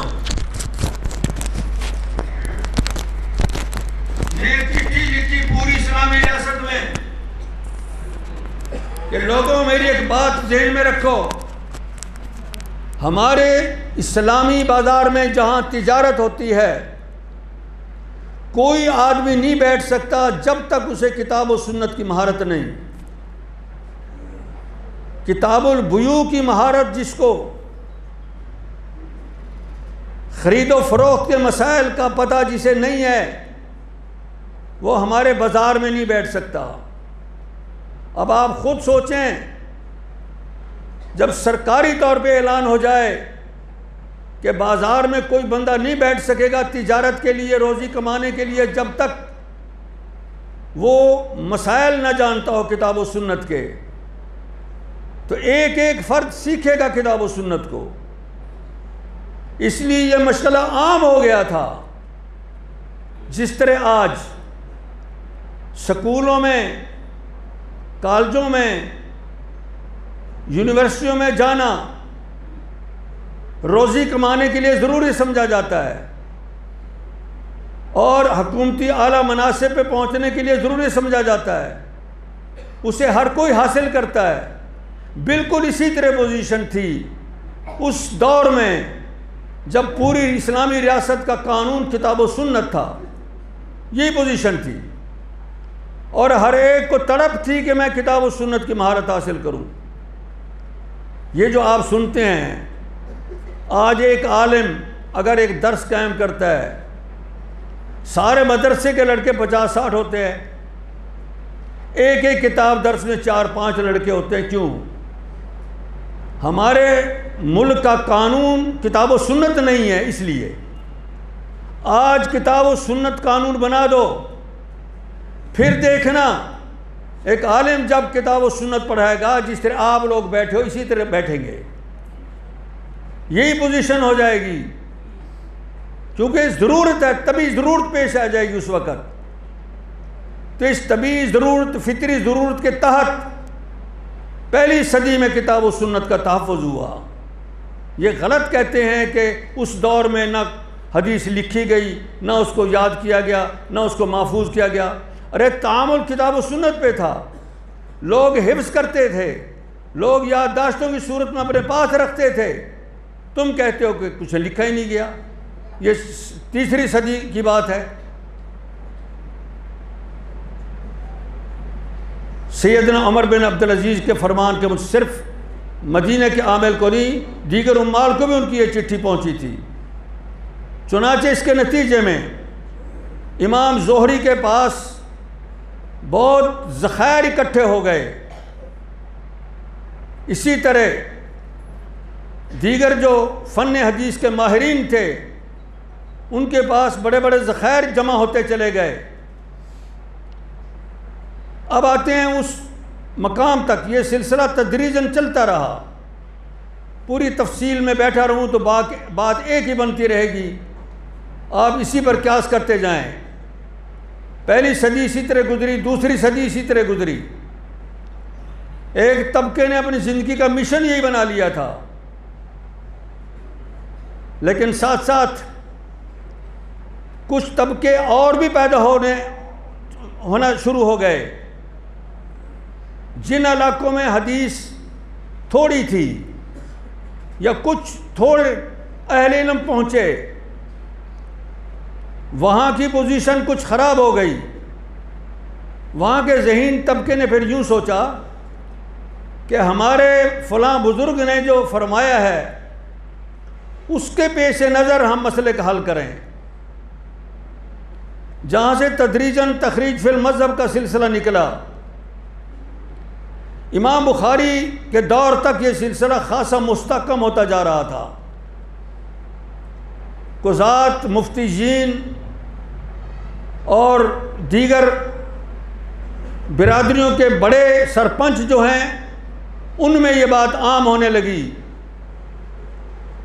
امام بخاری رحمہ اللہ نے محسوس کیا کہ اگر یہ سلسلہ چل پڑا کہ اقوال رجال کو یا کسی استاد کے اقوال کو بنیاد بنا کے اسی سے تخریج شروع کر دی گئی مسائل کی، تو اس میں تو غلطیاں آئیں گی۔ وہ بہرحال انسان ہے، خود اس کی بات غلط ہو سکتی ہے، اگلا جو تخریج کرے گا اس تخریج میں غلطی ہو سکتی ہے، جو قانون ضابطہ اس کی بات سے نکالا گیا اس میں غلطی ہو سکتی ہے، یہ اصول ہی غلط ہے۔ تو امام بخاری رحمہ اللہ نے اپنی اس عظیم کتاب میں جو صنیع اختیار کیا، جو طرز عمل اختیار کیا، وہ ہمیں بتاتا ہے کہ رسول اکرم صلی اللہ علیہ وسلم کے فرامین مقدسہ کو بنیاد بناؤ۔ اور یہ بات صحابہ کرام میں موجود تھی، تابعین میں موجود تھی، اور خود رسول پاک صلی اللہ علیہ وسلم نے اس کی تلقین فرمائی ہے۔ ایک مثال دیتا ہوں آپ کو۔ ایک صحابی آئے، یا رسول اللہ صلی اللہ علیہ وسلم، جنگل میں ایک بکری کھڑی ہے، کیا میں اسے پکڑ لوں؟ پتہ نہیں کس کی ہے۔ آپ نے فرمایا، بھائی یہ بکری یا تو لے جائے گا یا کوئی تیرا بھائی مسلمان پہنچ گیا وہ لے جائے گا، یا رات ہو گئی تو بھیڑیا کھا جائے گا۔ آپ کی بات پوری ہو گئی۔ اس نے دوسرا سوال کر دیا، یا رسول اللہ اگر اونٹ اس طرح موجود ہے تو؟ آپ غصے ہو گئے، ناراض ہو گئے۔ کیوں ناراض ہوئے؟ اس ناراضگی میں آپ کا ایک اشارہ موجود ہے۔ اللہ کے انبیاء کی ہر بات میں، ہر اشارے میں، ہر ادا میں حکمت ہوتی ہے، فلسفہ ہوتا ہے۔ غصہ کیوں کیا؟ کہ اس شخص نے آپ کے الفاظ مبارکہ پہ توجہ نہیں دی۔ آپ نے فرمایا تھا ہی لکا او لاخیکا او لذئب، یہ تو لے جائے گا یا تیرا بھائی لے جائے گا یا بھیڑیا کھا جائے گا، اور اونٹ کو بھیڑیا کھا سکتا ہے؟ تو پھر تیرے لے جانے کی ضرورت نہیں، نہ تیرے بھائی کے لے جانے کی ضرورت ہے۔ مسئلہ تو پہلے لفظوں میں ہی حل تھا، تو نے توجہ نہیں کی، اس لیے آپ نے خفگی کا اظہار کیا۔ تو گویا آپ نے خود تلقین فرما دی ہے کہ میرے جملوں پہ توجہ دیا کرو، دنیا کے مسائل حل ہوتے چلے جائیں گے۔ اور کیوں نہ ہو، آپ صلی اللہ علیہ وسلم نے اعلان کیا تھا اوتی تو جوامع الکلم، انبیاء میں مجھے یہ خصوصیت دی گئی ہے کہ میں جامع جملے بولتا ہوں، ایک جملے میں ہزاروں مسائل حل ہوتے ہیں۔ لا اکراہ فی الدین، 10-15 مسئلے تو امام بخاری نے اس سے حل کیے ہیں۔ المؤمنون علی شروطہم المسلمون علی شروطہم، مسلمان جو بہمی طے کر لیں شرط پوری کریں۔ الا شرطا احل حراما او حرم حلالا، وہ نہ۔ لا ضرر ولا ضرار فی الاسلام، دیکھیے جامع جملے ہیں، کوئی ایسی بات نہ کہیں، کوئی ایسا کام نہ کریں جس میں کسی کا نقصان ہے یا اپنا نقصان ہے۔ اب مفتیین کے لیے، قضات کے لیے، حکام کے لیے اس میں زبردست جامع دلیل ہے، وہ اپنے بہت سے مسائل اسی فکرے سے حل کرے گا۔ لا ضرر ولا ضرار فی الاسلام، لا اکراہ فی الدین، انما الاعمال بالنیہ۔ امام بخاری نے 9 مسئلے حل کیے ہیں اس سے۔ سیدنا عبداللہ بن عباس ایک رات رسول اکرم صلی اللہ علیہ وسلم کے گھر رہے ہیں، اپنی خالہ جی کے پاس اجازت کے ساتھ۔ اس رات آپ کا طرز عمل دیکھا عبادت میں، اس سے وہ نوٹ کرتے ہیں اور پھر بیان کرتے ہیں۔ امام بخاری نے اس کو محفوظ کر لیا اور 19 مسائل اس میں سے حل کیے۔ 19 مسائل ایک رات کے ایک حدیث میں سے، ایک لفظ سے ایک مسئلہ، دوسرے لفظ سے دوسرا مسئلہ، تیسرے لفظ سے تیسرا مسئلہ، اس طریقے سے وہ مسائل نکالتے چلے گئے۔ ان کے مسائل نکالنے کا انداز تک ذرا دیکھیں امام بخاری کا، کتنا عمیق اور باریک نظر ہے ان کی۔ مسئلہ باب بناتے ہیں امام بخاری کہ بھائی ایک ایسا مقام ہے جہاں نہ پانی ہے نہ مٹی ہے، نماز فرض رہی، واجب رہی نماز۔ ایک فقیہ نے فتویٰ دیا کہ نماز ضروری نہیں، کیونکہ وضو تو شرط ہے، یا تیمم کرتا مٹی بھی نہیں، نہ پانی ہے نہ مٹی ہے، لہذا نماز موقوف۔ امام بخاری فرماتا ہے نہیں، واجب ہے نماز۔ دلیل کیا؟ وہی حدیث پیش کی جس میں تیمم کی مشروعیت کا بیان ہے، اس میں ایک لفظ پہ انہوں نے کہا توجہ کرو۔ اماں جی عائشہ رضی اللہ تعالیٰ عنہ فرماتی ہیں کہ میرا ہار گم ہو گیا، لوگ ہار کی تلاش میں لگے رہے، صبح کی نماز کا وقت ہو گیا، کچھ لوگوں نے نماز پڑھ لی، کچھ لوگوں نے نماز نہ پڑھی۔ رسول اکرم صلی اللہ علیہ وسلم کے پاس معاملہ پیش ہوا، قرآن کی اب آیت نازل ہوئی، فَإِن لَّمْ تَجِدُوا مَاءً فَتَيَمَّمُوا صَعِيدًا طَيِّبًا، اگر پانی نہیں پاتے تو پاک مٹی سے تیمم کر لو۔ تو جنہوں نے نماز نہیں پڑھی تو انہوں نے تیمم کر کے نماز پڑھ لی۔ اب اس سے امام بخاری کا استنباط کیسے ہوا کہ نہ پانی نہ مٹی؟ مٹی تو ہے وہاں۔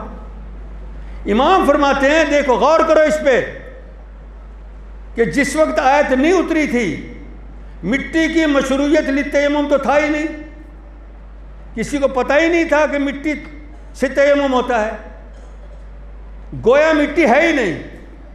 اس وقت پوزیشن یہ ہے کہ پانی نہیں ہے اور مٹی بھی نہیں ہے. مٹی واقعتاً تو ہے لیکن یہ حکم ابھی نازل ہی نہیں ہوا کہ مٹی سے تیمم ہوتا ہے، گویا مٹی نہیں ہے. اس وقت جن لوگوں نے نماز پڑھی ان کے اعادے کا حکم آپ نے نہیں دیا. اس سے دلیل ہے کہ جہاں پانی بھی نہیں مٹی بھی نہیں وہاں نماز فرض رہے گی، نماز پڑھنی پڑے گی. امام بخاری کا استدلال ہے. ایماء کلام سے استدلال کر لیا، فہوائے کلام سے استدلال کرتے ہیں. کلام کے بہاؤ میں ایک بات نکلتی ہے اس سے استدلال کرتے ہیں. ایک ہی جملے سے دو مسائل تین مسائل نکالتے ہیں. آئیے ذرا ایک اور جگہ دیکھتے ہیں. امام بخاری نے باب باندھا، چھوٹا بچہ 2 سال کی مدت کے اندر دودھ پیے گا ماں کا تو رضا ثابت ہوگی. 2 سال پورے ہو گئے تو نہیں ہوگی. 2.5 سال گئے، جن بزرگ نے 2.5 سال فرمائے تھے وہ ختم. والوالدات یرضعن اولادہن حولین کاملین لمن اتم الرضاعہ. جو مکمل رضا دینی چاہتا ہے والدات 2 سال رضا پلائیں. ایک مسئلہ تو ہے کہ 2 سال کے اندر دودھ پلائے گی ماں. دوسرا مسئلہ یہ ہے کہ قلیل دودھ ہے یا تھوڑا ہے، معدے میں چلا گیا تو رضا ثابت ہو جائے گا. یہ 5 والی شرط نہیں ہے. امام بخاری کا مسلک یہی ہے اور میں اس کو راجح سمجھتا ہوں. قلت اور کثرت جتنا بھی دودھ پی لے، ایک دفعہ پی لے، معدے میں چلا جائے، جسم کا حصہ بن جائے، رضا ثابت ہو جائے گی. ان دونوں مسائل پر امام بخاری نے ایک حدیث پیش کی ہے، انما الرضاعۃ من المجاع. اس ایک ہی لفظ سے دونوں مسائل نکل رہے ہیں کہ رضا وہ معتبر ہے جو بھوک کو دور کرے. بھوک کو دور کیا ہے 2 سال والی رضاعت نے، کیونکہ 2 سال سے اوپر تو دودھ پلانا جائز نہیں بچے کو. چھوٹے بچے کو جو دودھ پلانا جائز ہے 2 سال کے اندر، لہذا وہی رضا جو کو دور کرے گی. لہذا 2 سال کا مسئلہ بھی اس کے اندر سے نکل آیا. اور قلیل رضا جب معدے میں چلا گیا دودھ، غذا بن گئی، جو پوری ہو گئی، چاہے 1000واں حصہ ہی صحیح، تو بھوک اس کی ختم ہو گئی ہے اور غذا بن گئی ہے، لہذا رضا ثابت ہونی چاہیے. یہ امام بخاری ایک لفظ سے استدلال کرتے ہیں، انما الرضاع من المجاع. اسی طرح امام بخاری رحمہ اللہ نے واقعی اس بات کو سچا کر دکھایا جو رسول اکرم صلی اللہ علیہ وسلم نے فرمائی تھی کہ مجھے جامع جملے کہنے کا وہ دیا گیا ہے، خصوصیت دی گئی ہے. سیدہ عائشہ رضی اللہ تعالیٰ نے ایک روایت بیان کی ہے، الولاء لمن آتا کا، جو کسی کو آزاد کرتا ہے اس کے ساتھ ایک رشتہ بن گیا ولا کا کہ وہ اس کو آزاد کرنے والا ہے. جس طرح بھائی کا ایک رشتہ ہے، یہ بھی ایک رشتہ بن گیا کہ اس نے اس کو آزاد کیا. اس کا نتیجہ یہ نکلے گا اگر اس کے وارث نسبی نہیں ہیں، یعنی اولاد نہیں ہے، باپ بیٹا باپ وغیرہ نہیں ہے، بھائی بہنیں نہیں ہیں، کوئی بھی نہیں ہے جس غلام کو آزاد کیا، تو جس نے آزاد کیا وہی وارث بن جائے گا. یہ ایک رشتہ بن گیا، انما الولاء لمن آتا. یہ حدیث امام بخاری 35 مقام پہ لائے ہیں اور 35 مسائل حل کیے ہیں اس ایک حدیث سے. سیدہ صفیہ رضی اللہ تعالیٰ عنہ کا جو نکاح ہوا ہے، حضرت جابر کی روایت ہے، اس میں امام بخاری رحمہ اللہ تقریباً 27-28 مواقع پہ اس روایت کو لا کے مختلف مسائل حل کرتے ہیں. اس میں بیع کے مسائل بھی ہیں، وصیت کے مسائل بھی ہیں، نکاح کے مسائل بھی ہیں، اور اس کے حق المہر کے مسائل بھی ہیں، اس میں ولیمے کے مسائل بھی ہیں. ایک ہی حدیث سے بہت سے مسائل نکالتے ہیں. یہ انداز ہے امام بخاری رحمہ اللہ کا اپنی اس عظیم کتاب میں. تو میں تمہیداً 2 باتیں عرض کر رہا تھا. ایک تو قرآن مقدس محفوظ، کتب رسول پاک صلی اللہ علیہ وسلم کے فرامین مقدسہ بھی محفوظ اور فطری ذرائع سے محفوظ ہوئے. کیوں محفوظ نہ ہوں؟ قیامت تک رسول اکرم صلی اللہ علیہ وسلم کی نبوت جاری رہنی ہے.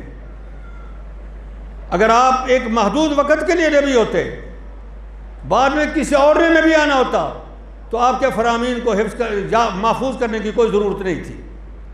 اگر آپ کو خاتم النبیین مانتے ہو کہ قیامت تک آپ کی نبوت چلے گی، تو یہ ماننا لازمی بن جائے گا کہ آپ کے فرامین محفوظ ہیں۔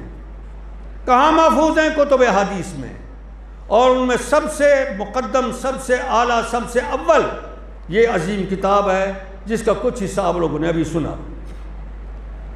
میں بھی لفظاً بلفظاً اس کے کچھ حصے پڑھ کے آپ کو اس کے ترجمے سناتا ہوں۔ قال الامام بخاری باب قولہ تعالی وَنَزَعُ مَوَازِينَ الْقِسْطَ لِيَوْمِ الْقِيَامَةِ،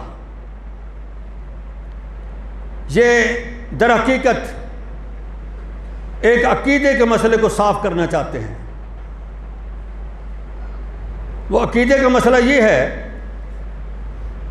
کہ ہم جو عمل کرتے ہیں نا، قرآن مقدس نے یہ فرمایا کہ اس عمل کا باقاعدہ وزن ہوگا۔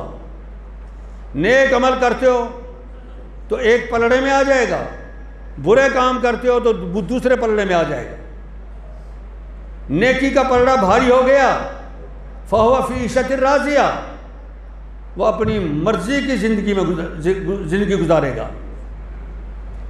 وَأَمَّا مَنْ خَفَّتْ مَوَازِينُهُ فَأُمُّهُ هَاوِيَةٌ، اور جس کے عمل کے ترازو ہلکے رہ گئے وہ گڑھے میں گر گیا، اور گڑھا آگ کا گڑھا ہے۔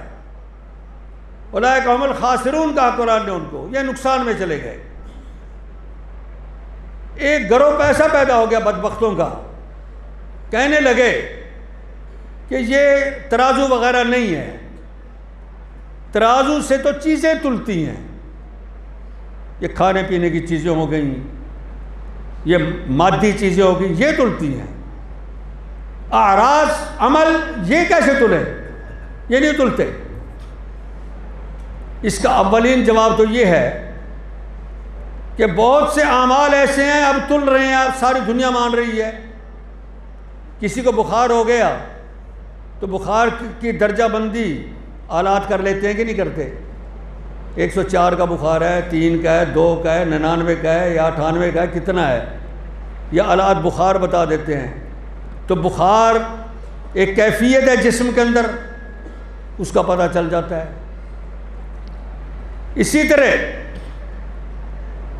روشنی کتنی ہے اس کا پتہ چل جاتا ہے۔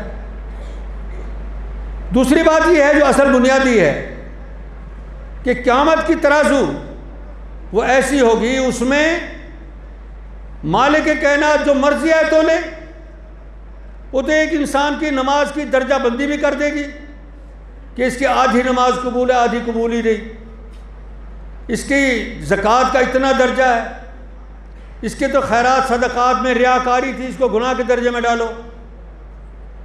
وہ ترازو ہے اسی قسم کی، اللہ کی ترازو جو ٹھہری۔ دنیا کی چیزیں بنائی ہوئیں انسان اپنے دماغ اور ذہن سے ایسی بنا لیتا ہے کہ چھوٹی سی چیز میں بڑی بڑی چیزیں آ جاتی ہیں۔ یہ لائبریریاں دیکھو، لاکھوں صفحات ایک چھوٹی سی ڈسک بولتے ہو کیا بولتے ہو، اس کے اندر آ جاتی ہے۔ کمپیوٹر میں دیتے ہیں، اس کے نکالتے ہیں، وہ بڑھتی چلی جاتی ہے، اس میں کتابیں آ جاتی ہیں، اس میں تحریریں آ جاتی ہیں، اس میں اور کباڑ خانے بھی آ جاتے ہیں۔ یہ ساری بیماریاں، یہ ساری اچھائیاں ایک چھوٹے سے پرزے کے اندر انسان نے اپنے ذہانت سے ڈال رکھی ہیں کہ اللہ رب کائنات ایک حجر اسود کے اندر یہ صلاحیت نہیں پیدا کر سکتا کہ جو اس کے سامنے ہے اسے کنٹرول کرے اور اس ڈیٹے کو وہ محفوظ کرے، اس مادے کو وہ محفوظ کرے؟ کہ اللہ ایسا نہیں کر سکتا؟ یقیناً کر سکتا ہے۔ تو اس کی میزان قیامت کی ہمارے تمام انسانوں کے اعمال کو ایک آن میں کنٹرول کر لے گی۔ کفا بنا حاسبین، اللہ نے اسی آیت کے بعد فرما دیا کہ ایک ذرہ ہم نہیں چھوڑیں گے، مثقال ذرۃ من خردل، من ایک رائی کے دانے جتنا بھی چیز کسی کی ہے تو وہ بھی ہم اس میزان میں لے آئیں گے۔ وَكَفَى بِنَا بِحَاسِبِينَ، کفا بنا حاسبین، اور ہم حساب لینے والے اکیلے ہی کافی ہیں۔ یہ معنی ہے نَزَعُ الْمَوَازِينَ الْقِسْطَ لِيَوْمِ الْقِيَامَةِ۔ اور مزے کی بات ہے اس آیت کی تعویل بھی کرنا درست نہیں۔ نَزَعُ الْمَوَازِينَ کا معنی عدل قائم کرنا ہے، جس طرح معتزلہ بکتے ہیں، تو القسطہ پر کیوں بولا گیا؟ ہم ترازو میں لگائیں گے، انصاف قائم کرنے کے لیے. انصاف کی بات تو آگے آ گئی. نزل موازین یہ الگ ہے. وَأَنَّ أَعْمَالَ بَنِي آدم وَقَوْلَهُمْ يُوزَنْ. بنی آدم کے اعمال اور ان کا قول کہنا یہ سب تلے گا. قول میں انسان کا قرآن پڑھنا بھی آ گیا. امام بخاری دوسرے مسئلے کی طرف بھی اشارہ کر گئے. یہ فنی باتیں ہیں, میں ان کی طرف زیادہ نہیں جانی چاہتا, صرف اس حد تک آپ کو کہوں گا کہ آپ کا کوئی فائدہ ہو جائے.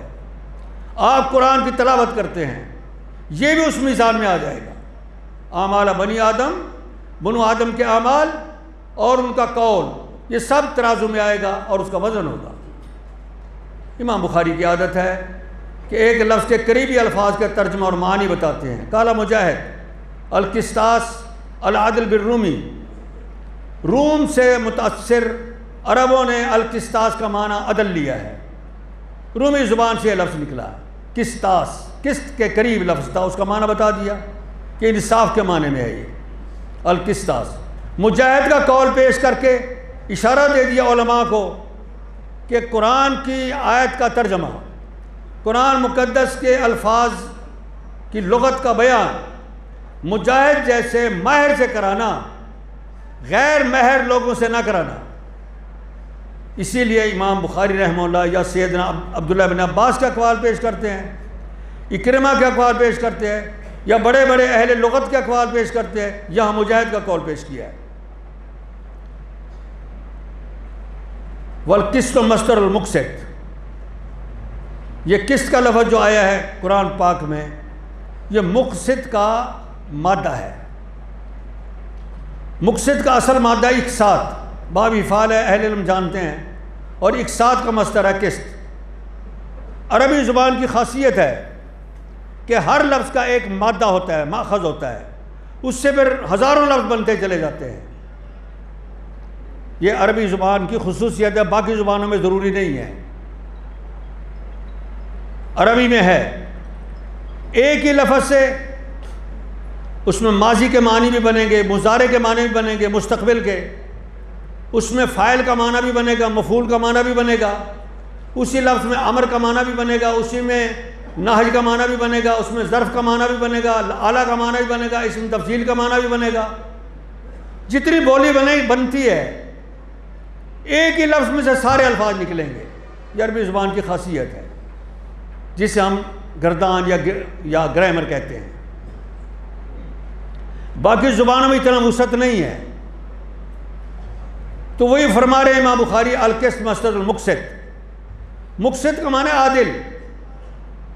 مقسطہ اقسطہ سے حمزے میں سلب ماخذ کا معنی پیدا ہو گیا. قسط کہتے ہیں انصاف کو, اقسطہ معنی انصاف کو ہٹانا, وہ ظلم ہے. لہذا اقسطہ کا معنی نہ, قاسطہ کا معنی ہے ظلم کرنا اور اقسطہ کا معنی ہے ظلم ہٹانا. لہذا مقسط کا معنی بن گیا عادل. وہ العادل فرمایا آگے. والقاسط والجائر, قاسط جب مجرد استعمال ہوگا تو وہ ظالم کے معنی میں بنے گا. قاسطہ یعنی اخذ حق کا غیر ہی, دوسرے کا حق لے لیا, یہ قاسطہ کا معنی بنتا ہے. اور اقسطہ کا معنی ہے دوسرے کا حق دے دیا, وہ عدل کا معنی بنتا ہے. آگے حدیث پیش کی امام بخاری رحمہ اللہ نے. حدثنا احمد بن اشکاب, یہ دو آدمی مشہور ہیں, محمد بن اشکاب, احمد بن اشکاب, بھائی نہیں ہیں, یہ الگ الگ راوی ہیں. محمد بن فضیل سے بیان کرتے ہیں. محمد بن فضیل سے امام بخاری کی دو روایتیں اور بھی ہیں اسی صحیح میں. وہاں اسی حدیث سے دو اور مسائل اخذ کیے ہیں. ایک ہے فضل التسبیح میں اور ایک ہے الایمان والنذور میں. تسبیح کی فضیلت بھی ہے, سبحان اللہ و بحمدہ سبحان اللہ العظیم, اس لیے باب تسبیح میں لائے ہیں. اور ایمان اور نذور کے حوالے سے بھی لائے ہیں. ایک آدمی قسم اٹھاتا ہے کہ اللہ کی قسم میں کلام نہیں کروں گا. امام بخاری فرماتے ہیں کہ اس سے پوچھو ذرا کیا مقصد ہے. کوئی بھی کلام نہیں کروں گا, اگر یہ مطلب ہے تو اس نے سبحان اللہ کہہ دیا, قسم ٹوٹ گئی. نماز پڑھ لی, قسم ٹوٹ گئی, وہ بھی کلام ہے. اگر وہ کہتا ہے میرا مقصد تھا لوگوں کے ساتھ کلام نہیں کروں گا, پھر قسم نماز پڑھنے سے اور اذکار سے نہیں ٹوٹے گی, بلکہ جب کسی بندے سے کلام کرے گا پھر نماز ٹوٹے گی, پھر اس کی قسم ٹوٹے گی. تو یہ ایمان اور نذور میں امام بخاری اس حوالے سے لائے ہیں اس روایت کو، یہاں اس حوالے سے لے آئے کہ انسان کے عمل تلتے ہیں. یہ بھی ایک عمل ہے جو ہم اپنی زبان سے کہتے ہیں سبحان اللہ و بحمدہ سبحان اللہ العظیم. اس پر اللہ کے رسول نے فرمایا ثقیلتان فی المیزان، کہ میزان میں یہ دونوں جملے بھاری ہوں گے. سبحان اللہ و بحمدہ سبحان اللہ العظیم، یہ مختصر سا جملہ ہے. رحمان کو محبوب ہے. رحمان ایک ایسا لفظ ہے جو صرف اللہ کے لیے بولا گیا ہے. جس طرح اللہ کا لفظ اللہ پر بولا جاتا ہے، کسی بندے کو اللہ کہنا کبھی ہے، اسی طرح کسی انسان کو رحمان کہنا یہ گندا کام ہے اور غلط ہے. کسی کو صرف رحمان نہیں کہنا چاہیے. وہ بعض اخبار والے ملک رحمان لکھ دیتے ہیں ایک آدمی کو، وہ غلط لکھتے ہیں، وہ ملک بھی بناتے ہیں اس کو اور رحمان بھی بناتے ہیں. آپ ایسی غلطی کبھی نہ کرنا، اس میں شدید گناہ ہے. یہ تو اس طرح جس طرح عبداللہ کو کہنا ہے اللہ، بات سن، عبداللہ کو کوئی اللہ نہیں کہتا، عبد الرحمن کو رحمان کہہ کے بلانا جرم ہے، گناہ ہے اور شرک ہے. ایک بندے کو رحمان بنا رہا ہے. رحمان کا اطلاق اسلامی نظام میں انسانوں پر کسی مخلوق پہ نہیں بولا گیا. حبیبتان للرحمان، رحمان کو محبوب ہے. اس میں اللہ کی دو صفتیں آئی ہیں، ایک رحمت ایک محبت. وہ محبت کرتا ہے، وہ رحم کرتا ہے.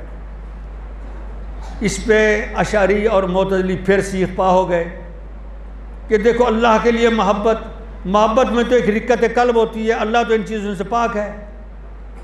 رحم میں بھی اسی طرح ایک رقت کا پہلو آتا ہے انسان کے اندر، اور کہتا ہاں اس کو اتنی تکلیف نہیں ہونی چاہیے تھی، رحم پیدا ہوتا ہے. تو اللہ تو ان چیزوں سے معرہ ہے، خالی ہے. اس کے لیے رحم کا لفظ، اس کے لیے محبت کا لفظ، اس کا مقصد یہ ہے کہ ایک رحم کرنے والا، ایک محبت کرنے والا جو سلوک کرتا ہے نا، اللہ وہی سلوک ہمارے ساتھ کرے گا، یہ معنی ہے. لیکن محدثین کہتے ہیں غلط. اللہ وہ لفظ بھی تو بول سکتا تھا، اس نے آخر رحمان کا لفظ کیوں بولا اپنے لیے، محبت کا لفظ کیوں بولا؟ بات یہ ہے اللہ کی یہ صفات حق ہیں جو انسانوں کے لیے بھی بولی گئی، لیکن جب انسانوں کے لیے بولی جائیں گی ان کے انسانی معنی میں ہوں گی. جب اللہ کے لیے بولی جائیں گی اس کے شان کے معنی میں ہوں گی. تبارک الذی بیدہ الملک، اللہ کے ہاتھ میں ملک ہے. اس کا ہاتھ مخلوق کی طرح نہیں، ید ہے لیکن مخلوق کے مشابہ نہیں، نہ مشابہ ہے نہ مکیف ہے.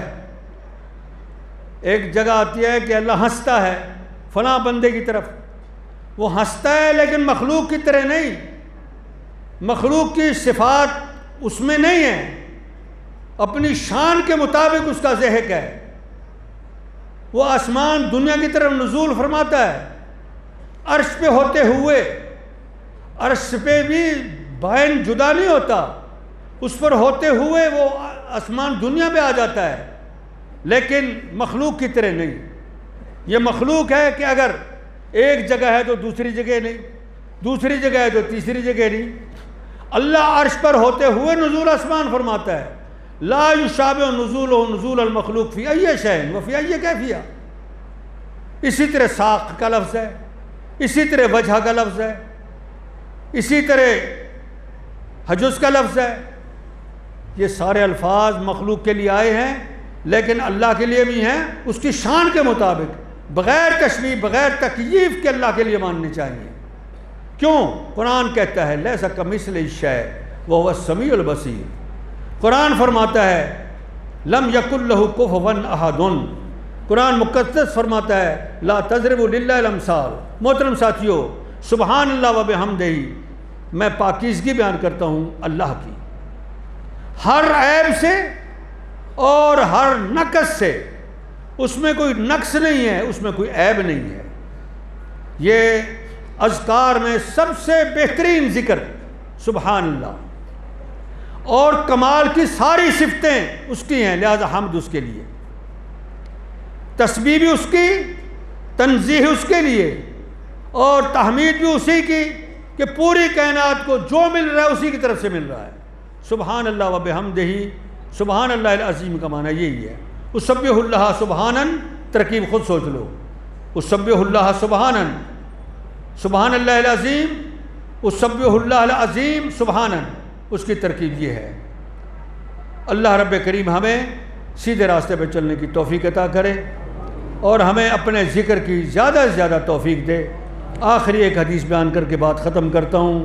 سید کائنات صلی اللہ علیہ وسلم فرماتے ہیں کہ جو آدمی اللہ کا ذکر کر کے سوتا ہے، رات کے کسی وقت کسی حصے میں اٹھتا ہے اور اس کے منہ سے یہ پاک کلمے نکلتے ہیں، سبحان اللہ والحمد للہ ولا الہ الا اللہ واللہ اکبر ولا حول ولا قوت الا باللہ، لا الہ الا اللہ وحدہ لا شریک لہ لہ الملک و لہ الحمد یحیی و یمیت وہو علی کل شیء قدیر اللہم اغفر لی، یہ کہہ کے پھر اللہ سے مانگے کہ اللہ مجھے فلاں ضرورت ہے، وہ دے، اللہ ضرور دیتا ہے۔ اگر اس کے حق میں نہیں، اس کی مصیبت ٹال دیتا ہے۔ اگر مصیبتیں میں نہیں ٹالے گا تو قیامت کے دن اس کے میزان میں وہ بھاری بن کے اس کی جائیداد آ جائے گی۔ اللہ رب کریم ہمیں سیدھے راستے پہ چلنے کی توفیق دے۔ السلام علیکم۔ حضرت مولانا محمد رفیق اسری صاحب حافظہ اللہ تعالی، جو کہ آپ کو بخاری شریف کی آخری حدیث کے طالب علم بنا رہے تھے اور آپ کو آخری حدیث کے بارے میں ارشاد فرما رہے تھے، ابھی آپ کے سامنے ان بچوں میں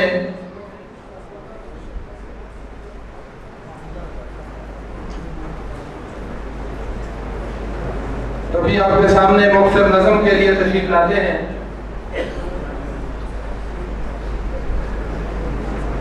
جو کہ یاسین حیدر صاحب سے پہلے ہوگی خواجہ عادل صاحب کی، ابھی ہم ماشاءاللہ حافظ صاحب فارغ ہونے والے بچوں کے بارے میں ارشاد فرمائیں۔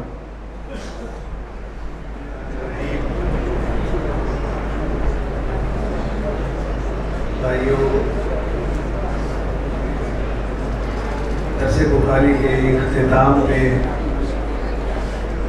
جو طلبہ فارغ ہوئے ہیں، یہ ایک بڑی باادب جو ہے، یہ ایک طریقہ کار ہے کہ ان کی کوئی دستار بندی کی جائے، تو ان کو سند دی جائے، ایک اکرام ہے، فراغت کے یہ آداب ہیں۔ تو اس سال صحیح بخاری کے جو طالب علم 7 طالب علم جو ہیں وہ فارغ ہوئے ہیں۔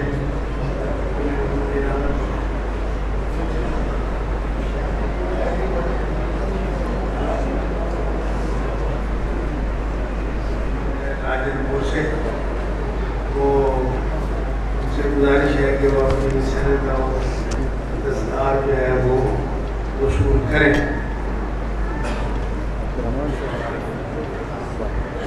عبدالرحمن عارف صاحب، اس کے بعد دوسرے طالب علم ہیں فیضان نثار صادق آباد سے 192 چار بچے جو ہے نا الحمدللہ صادق آباد کے ہی فیضان نثار۔ ان کے بعد علی حسنین، یہ بھی صادق آبادی ہے ماشاءاللہ الحمدللہ۔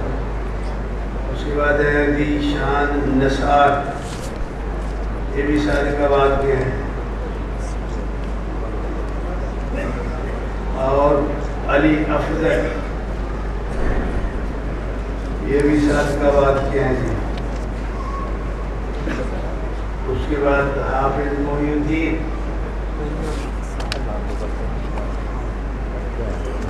رحیم یار خان سے۔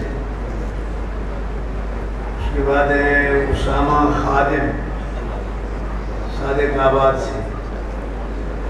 یہ بڑے شرف والی بات ہے، کسی جامعہ سے اسی شہر کے بچے فارغ ہوں، دور دراز کے آئے، پڑھ کے چلے گئے، وہ تو اپنے علاقے میں چلے گئے نا۔ بات یہ ہے کہ جو مقامی ہیں یہ اثر فرمایا ہے۔ ایک ہیں علی افضل، ان کی راغب کو سمجھ کے بات کرتے ہیں، جب ان کو جو ہے وہ موقع دیتے ہیں وہ تشریف لاتے ہیں انشاءاللہ۔ آپ نے جامعہ کے بارے میں جو سنا ہے، انشاءاللہ دعا بھی کریں کہ اللہ اس کا فیض جاری رکھے۔ اور اس جامعہ میں اس وقت تقریباً 85 سے 90 طالب علم زیر تعلیم ہیں، اور جامعہ اسلامیہ للبنین 90 طالب علم اور للبنات میں بچیوں کے مدرسہ میں تقریباً 40 سے 45 بچیاں موجود ہیں، اور انشاءاللہ شوال المکرم میں رمضان کے بعد جامعہ کا داخلہ پورے رمضان میں بھی جاری رہے گا انشاءاللہ، اور بہترین اور باصول شوال میں شروع ہوگا۔ تو آپ تمام لوگوں کا ہم تہ دل سے شکریہ ادا کرتے ہیں کہ آپ اتنی محبت سے تشریف لائے۔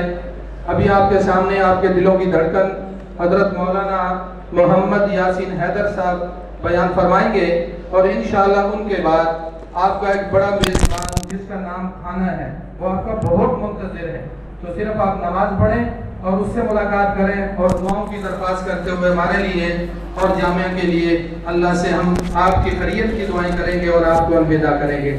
تو حضرت مولانا یاسین حیدر سے پہلے ایک اور مولانا ہے، تو مختصر نظم کے لیے تشریف لاتے ہیں خواجہ محمد عادل صاحب، جو کہ نبی پاک صلی اللہ علیہ وسلم کی نعت پڑھیں گے، آپ کے دلوں کو تھوڑا سا گرمائیں گے اور جگائیں گے، اور ان کے بعد انشاءاللہ یاسین حیدر صاحب کا مفصل خطاب ہوگا، اور ان کے بعد فوراً اذان ہوگی، نماز ہوگی، اور ان کے بعد کھانا ہوگا، پھر آپ کو دعاؤں کے ساتھ الوداع کیا جائے۔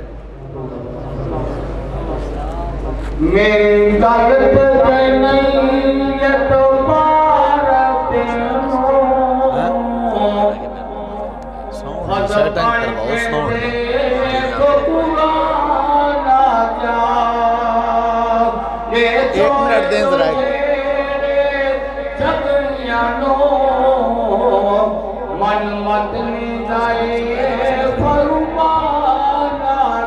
آپ نے چلانا ہے یا انہوں نے؟ یہ ڈلے ریپیٹ زیادہ نہ کھولیں، ذرا درمیانی ہو، محسوس نہیں کرنا۔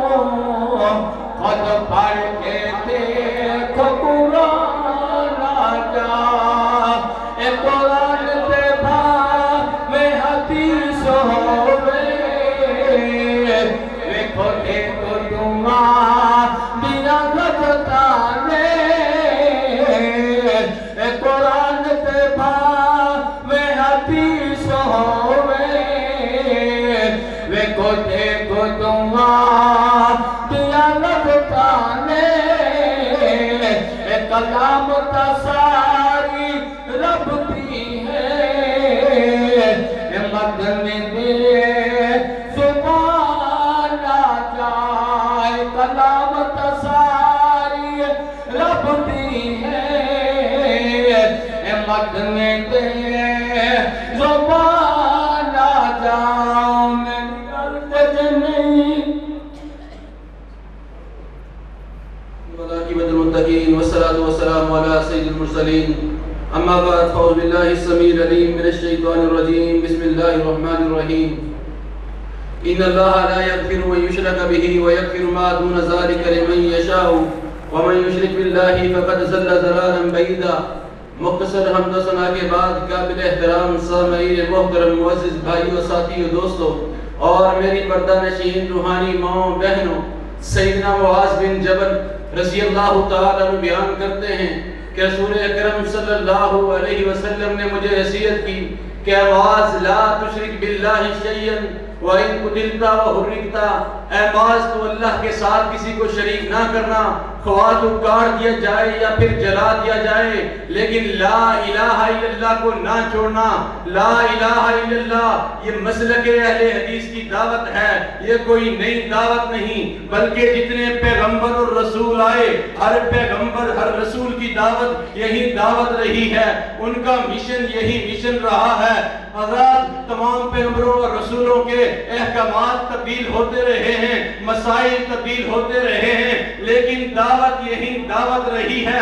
ذرا نبیوں کے کلمے پہ غور کر لینا کہ تمام کے تمام پیغمبروں کے کلمے کا پہلا جز لا الہ الا اللہ رہا ہے، دوسرا جز تبدیل ہوتا رہا۔